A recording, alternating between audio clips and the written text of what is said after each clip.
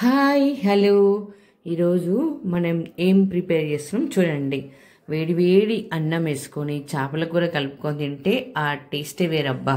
ఇక్కడ నేను చేపల కూర ఏ విధంగా తయారు చేస్తున్నాను చూడండి. ఫస్ట్ ధనియాలను తీసుకున్నాను, లైట్ ఎంపుతున్నప్పుడే లవంగాలు యాలకులు వేసిన.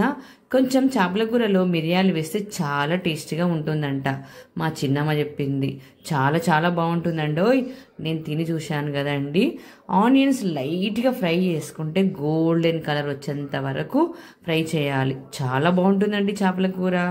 ధనియాలు, గసగసాలు, మిరియాలు, లవంగాలు, యాలకులు. ఇక్కడ నేను కారం బదులు ఎండుమిరపకాయలు తీసుకున్నారండి.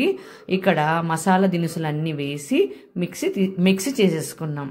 తర్వాత ఆనియన్స్ ఫ్రై అయిన తర్వాత ఆనియన్స్, చింతపండు కూడా మనం దాంట్లో వేయాలి. ఇక్కడ జీలకర్ర, వెల్లుల్లి వేసి మిక్సీ కొట్టినామండి. తర్వాత నానబెట్టిన చింతపండును మరియు ఆనియన్స్ లైట్గా ఫ్రై అయిన తర్వాత దీంట్లో వేసేసి కొంచెం వాటర్ వేసేసి మిక్సీ చేసినాం. తర్వాత ఈ చేపల గిన్నె అనేది చాలా చాలా పెద్దగా ఉండాలండి. ఎందుకంటే ఎంత వెడల్పుగా ఉంటే అంత మంచిగా చేపల కూర అనేది విరిగిపోకుండా వస్తుందన్నమాట. ఇక్కడ చేపల గిన్నెలో ఆయిల్ వేసుకున్నాం. ఆయిల్ చాలా ఎక్కువ పడుతుందండి. ఆయిల్ వేసుకున్న తర్వాత అల్లం వెల్లుల్లి పేస్ట్ వేసిన తర్వాత అది లైట్ గోల్డెన్ కలర్ వచ్చేంత వరకు ఫ్రై అయిన తర్వాత కొంచెం జీలకర్ర వేయాలి. చాలా చాలా సువాసన వస్తుంది అన్నమాట. ఇక్కడ చేపల చట్నీ వేసేసానండి. ఇది మంచిగా ఫ్రై అవుతున్నప్పుడు వాటర్ కూడా వేసేయాలి. చాలా బాగుంటుందండి. ఈ చేపలు పులుసు అనేది బాగా ఉడకాలి. పులుసు మంచిగా ఉడికినప్పుడే చేపల కూర అనేది చాలా టేస్టీగా ఉంటుంది. తర్వాత చేప ముక్కలు ఇక్కడ క్లీన్ చేసుకు పెట్టుకుంటున్నాం.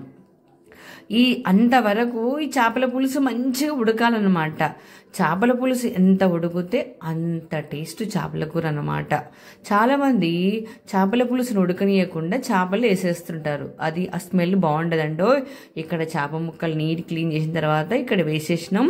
చాలా చాలా బాగుంటుందండి. ఈ చేప ముక్కలు కూడా పెద్ద మంటలో ఒక 5 మినిట్స్ పెట్టి బాగా ఉడికించాలి.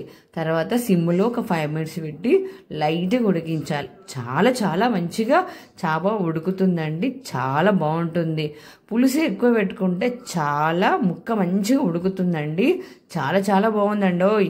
మీరు కూడా ఒకసారి ట్రై చేయండి. చాలా బాగుంది. నాకైతే భలే నచ్చింది. ఇది జొన్న రొట్టెలో కానీ అన్నంలో కానీ చాలా బాగుంటుంది.